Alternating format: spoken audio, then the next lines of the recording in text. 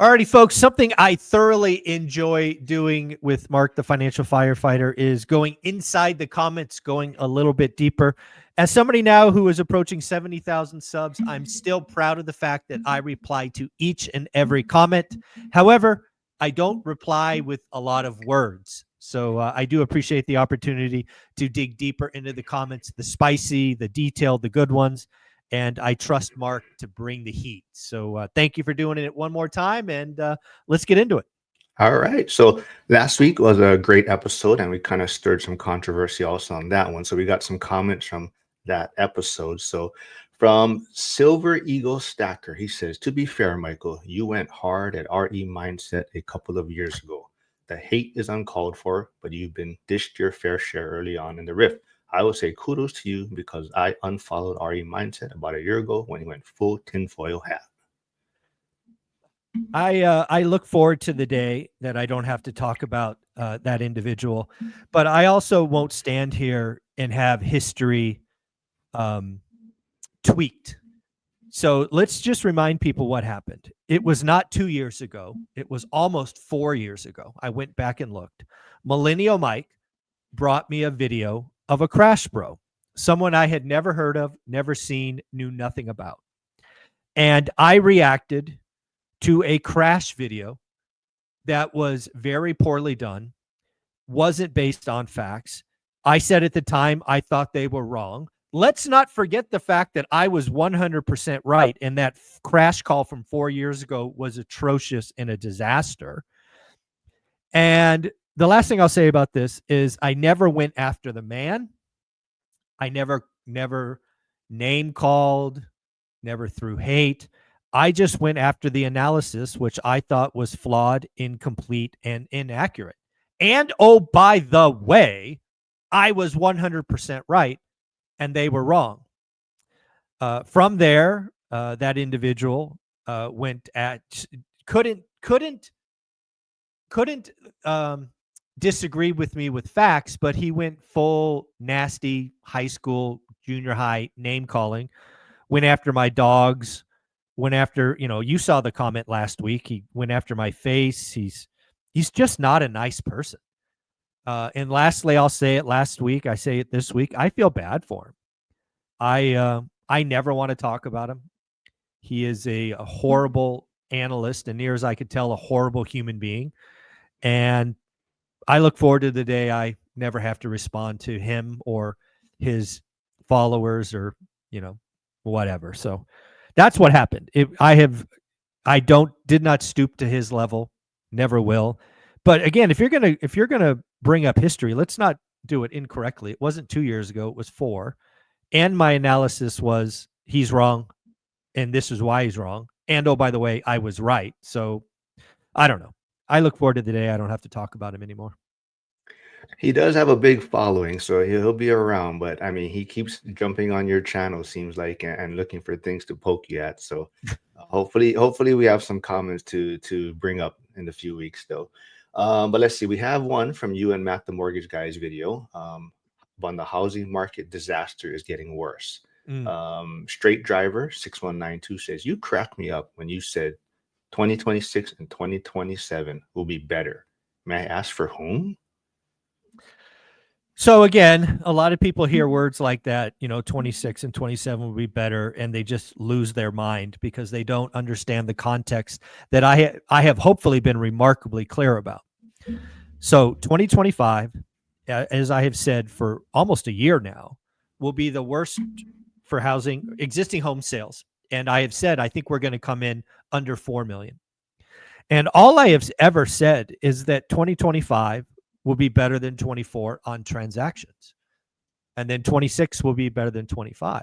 And again, this is all historically relevant. It is all in the 55-year spreadsheet. It is 1978 to 1981 all over again. We have been here before. We have seen rates ripped higher. We have seen a consumer have unaffordability challenge. This is all in the history. This is not even a hard call, right? That's what I think is really funny. I've made some really crazy calls that have proved to be right.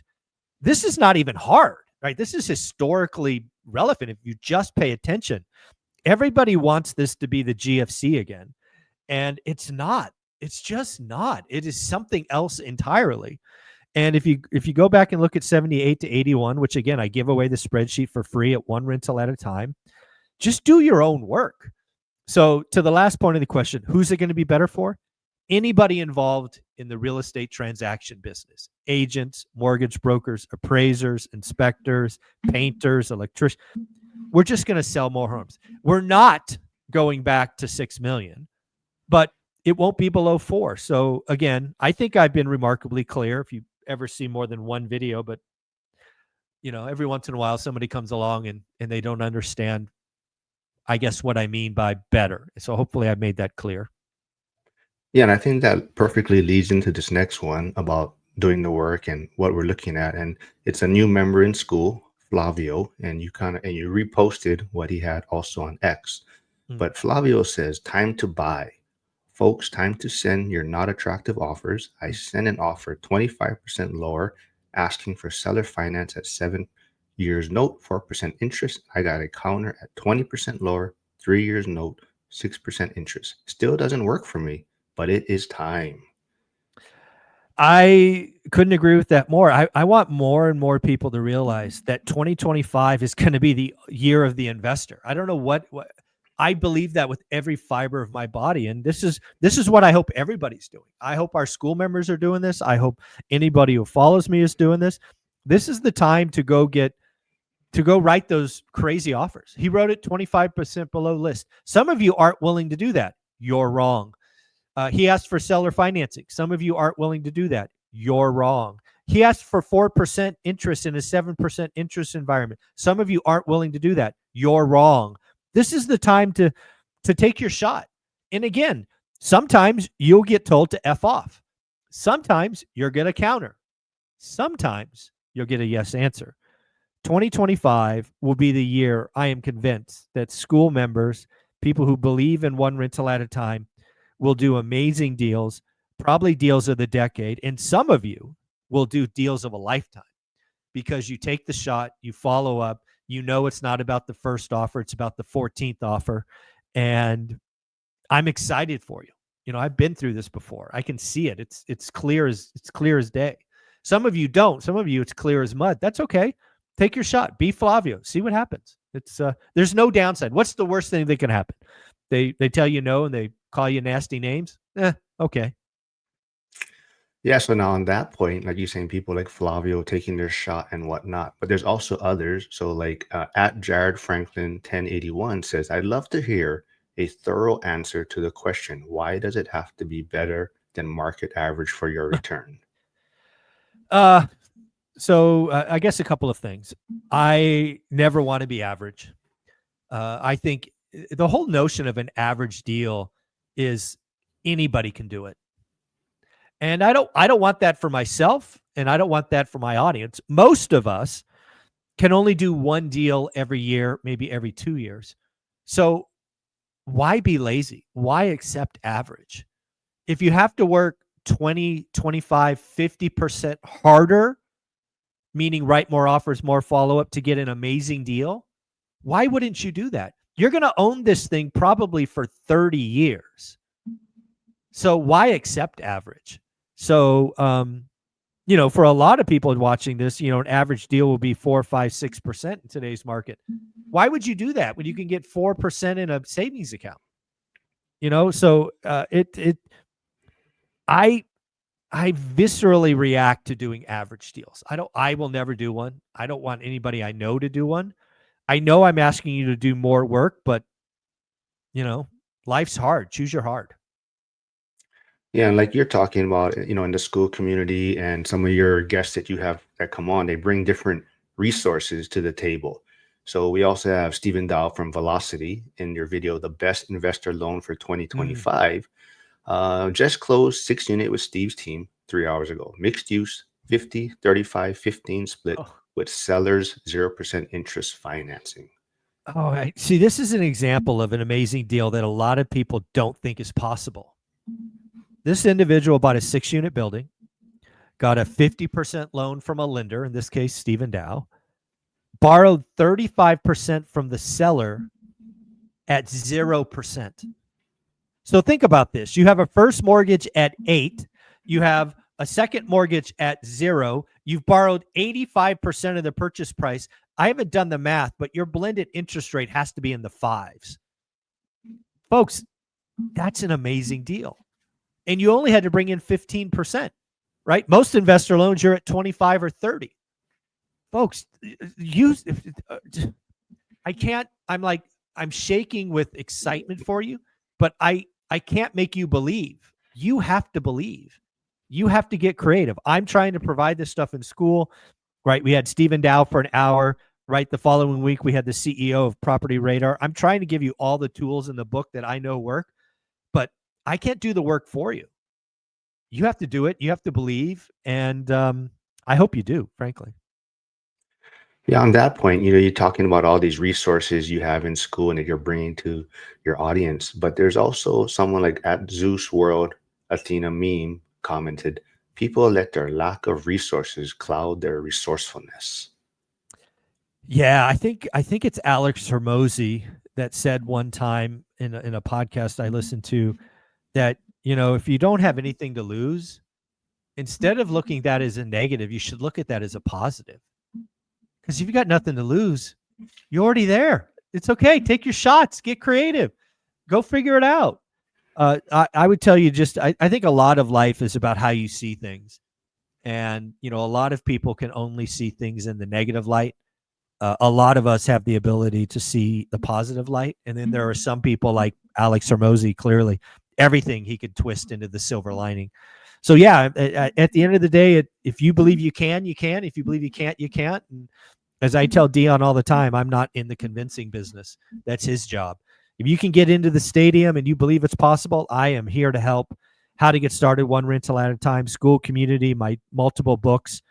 It's all written to create belief. Everything I do is to help create belief and show results. So there you go. Well, funny you mentioned Dion. Dion always talks about he's kind of the one that maybe gets people into the stadium as far as the game being played and his sports ball references. But BuzzTune commented on one of your videos, and you did a great interview with Mikey just recently. But BuzzTune commented, games are won by players who focus on the playing field, not by those whose eyes are glued to the scoreboard. Yeah, I mean, I agree with that as well. I mean, at the end of the day, why do I tell people to have a buy box that has 20 to 40 active listings? Because I want you laser focused. And what people don't really get about the buy box, it's not the 20 or 40 properties that's important. It's the fact that you ignore 99.9% of everything else. When you can get that laser focus and that consistent, eventually that buy box will start talking to you. You will start to see things that others miss. And that's where the real wealth begins. I believe real estate investing is a skill. I've helped hundreds, if not thousands of people learn that skill. Everybody can learn it, but you can't fight the process. You can't say, oh, I got a buy box. It's boring. It's not changing. No. Until you can tell me what an average deal is, you don't have permission to go anywhere else. You're just confusing yourself. You're going backwards. Multiple markets, multiple buy boxes. You want to flip, you want to hold, just stop it for a minute and focus and have some discipline, and it will get easier. But yeah. All right. So we had some, positive questions we just went through. We're going to flip over to a little bit of a attack on you, I guess, somewhat. RNT45T1 commented, any grown man that starts a sentence with, we need to have an adult conversation, has instantly lost all credibility. Yeah, that's kind of funny. I'm okay with that. I mean, he's probably right. It's just, if you watch my stuff long enough, you know that I orient towards trying to find the silver lining and find the opportunity. But sometimes what really happens is when I say that, I'm basically warning parents that you might hear some colorful language. Why do I do that? Because I've heard time and time again that parents watch my content with kids in the car. So when I say we're about to have an adult conversation, it's code word for parents to perhaps change the video. because once I say that, I reserve the right to swear like a drunken sailor. So it's just a it is code again. I use it as code word for foul language is coming, or foul language is probably coming. So that's why I do it, because again, I think 99% of my videos have no foul language, but every once in a while I just get pissed off or riled up on something. So it's the way I warn parents that foul language is coming. But that's Okay. funny. That's a funny comment. Interesting. Okay. We also have John SOS Spencer says lots of emotion. How does this data make you feel? At worst, at worst, Nick has a narrative and a profitable app, which adds more value to the economy than half of the real estate investors out there shorting the US dollar and feeling like a genius, even though it's often subsidized leverage. I think the economy would be so much more vibrant if the Fed wasn't consistently juicing financial asset markets. Make a product service and add value to the economy, please. A lot of you have capital. Please do good for the world now that you're rich and add value outside of gobbling up the monopoly board with OPM.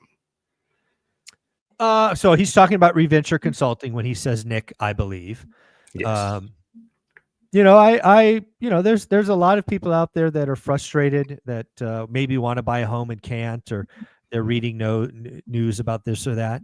I have no problem with that comment. I do think that the rich should use their capital for good. We may disagree on what's good. I personally like to buy destroyed properties and bring them back to life. Maybe this guy thinks that's a bad idea. We're allowed to have different opinions. That's what makes America great. Yeah, I mean, yeah, I don't have any problem with that comment. If he's trying to say that I don't add value to the world, I would strongly disagree with that. I think trying to grow the middle class is a worthwhile endeavor. I think getting people to believe in themselves is a worthwhile endeavor. I think not being beholden to the YouTube algorithm and produce daily fear porn is good for America. I would be happy to compare my contribution to Nick's contribution any day of the week if we look over a 5-year period. And let's be clear, some people would say Nick's add more value. I'm okay with that. I think a lot of people would say Nick cost him $100,000. I mean, I see that all the time in my comments. Nick cost me, Nick cost me, Nick cost me. But hey, if you're addicted to the doom narrative and you like, permission to feel broke, then go watch Nick. I'm not going to ever do that. I'm not going to feed that narrative. I'm going to try to kick you in the ass and try to tell you it's possible. Go do something. If you just want somebody to whisper sweet nothings and give you pretty charts with partial information, Nick's your boy. No skin off my nose. And let's be clear, he has a massive following. I think he's up to almost 500,000. So Nick is doing it right. If your goal is to build a large YouTube following, you're supposed to preach fear, doom. That's how you grow on YouTube. You don't grow on YouTube being positive. You only grow on YouTube being negative. I'm just not going to do that. I'm going to be who I am. I'm going to help a small set of people, but my small set of people are going to get rich, and Nick's people are going to stay broke and have to live with their mom and dad. It's okay. That's your choice. You just mentioned, helping out like a small set of people, the middle class. And it sounds like you get questions and comments all the time in your email or comments about, would you be open to a brief conversation about your experiences in real estate and potentially offering some guidance? I'd be grateful for the opportunity to learn from you, and I am flexible to schedule at your convenience. So I've gone through several iterations with this. As soon as my book, One Rental at a Time, became a bestseller, I got that question a lot. And for a while, I don't know, 4 or 5, 6 weeks, when it was, at the top of the bestseller list, I tried to say yes to everything, at least everybody that was close to me. It just became unwieldy. Then what I did over time is I started to sell 30 minutes of my time for $1,000. And that even became unwieldy. Because again, I don't need the $1,000. I just use the $1,000 as a gatekeeper. And the other thing I found is when I was doing that and I was selling my time for $1,000 is I was only helping the rich. And if you know anything about my story, those are the people I'm not trying to help. They already have a leg up. So that's why I produce so much content on YouTube. That's why every time I do a video now, I have to share it with the world. because I'm trying to help. I'm trying to help the people like me when I started. I wouldn't have paid me $1,000. Are you kidding me? No chance. So I really felt that it wasn't, I did that for about a year. I think I sold like 50 grand or 60 grand worth. It just wasn't, I wasn't helping the people I wanted to help. So I pulled away from that. I just declined all of those. But then I created school, and school is where I tell people to go. School's everything. It not only has me, it has 360 other people. I now go live most Sundays at 8 a.m. If you want to ask me a question, join. Right, it's there. It's got thousands of dollars in free education. I gave away my most. I had a 10-week boot camp that I charged $1,000 for that I will never, ever, ever, ever do again. I gave it away for free. You join and you get to level 3. It's yours for the taking. It's because I'm trying to build this community of go-givers, and frankly, it's working. I mean, school's working. It's growing. It's got everybody going the right direction. I am no longer the biggest contributor. My job is to make sure I weed out the bad people, which I still do maybe weekly. And I'm just keeping it in a positive place and going forward. So I will not sell my time. I decline all of those requests. And I just say, join school. If you want to talk to me, join school. It's $20. If you want to ask me a question, don't buy me coffee. Don't go take me to lunch. Don't do dinner. Join school for a month. You get 4 times. Let's call it 3 times, because some Sundays I'll miss. You get 3 opportunities to ask me any and all questions you want for $20. Just join school. All right, talking about school, you do have a new member that joined recently. You did mention them on the daily financial news, but Kanisha Miller, intro, beginner investor here, stepping out on faith. To be honest, I just need to be around folks that actually help others. I don't need another download, YouTube video, or upsell. Just some real help as I commit to adding value as well. Thanks so much, everyone. I'm glad to be here. That's who I created school for. So many people are out there hungry. They're starting. They're trying to find the real from the fake. They've been thrown in the top of funnel 100 times with free downloads and videos, and now they're getting cold calls and cold emails and all of that nonsense. I don't have a pipeline, right? I don't have a team, right? Everything, like, you get a response from me, it's me. I don't have a VA. I don't have any of that stuff. School is the place to be. And I hope people in school respond to her and say welcome and all of that. I think there's already 3 or 4, yourself included, Mark, that replied. But that's why you have to join school. Most of you don't have friends or family doing this stuff. Most of you don't even know anybody in your first circle of influence doing this stuff. There's a lot of people out there that want your email, your phone number, and your money, and they're not helping. So I've created something that, yes, it costs money. It costs 67 pennies a day. I mean, come on. What are we talking about? And, oh, by the way, if you don't like it, quit. It's not a year-long commitment. It's month to month. So I'm glad they're there. I'm glad she's joined. And I hope more people join for that exact reason. Those are the people I'm trying to help. That wanting, that almost at the end of their rope. I'm hoping this is the community for me. I'm thrilled that they joined. All right, so we can maybe end it on a positive note. You helping people. There is this final one. Not only school are you helping a lot of individuals. This person says, I have been following you since COVID every morning. I tune in to listen. After all these years, there's always something impactful in each of your videos. There's always something positive and informative I can take away. Thank you. Well, thank you very much. That means the world to me. If you've only been following me the last year, maybe the last 6 months or so, my titles and thumbnails have definitely oriented towards doom. Let's talk about that. So I tried for 5 years and 15,000 videos to use positive headlines and positive thumbnails. I have since come to realize, after 5 years and 15,000 videos, that unless you orient at least some of your videos to the negative doom headlines and negative doom thumbnails, you're not going to get the clicks. However, hopefully what you've seen, and you've certainly seen if you've been with me for a while, my content has never changed. It is always it's either educational, inspirational, or opportunity. There's not doom out there. Yes, there's scary things we have to deal with, but typically when there's scary things to deal with, there's opportunity created.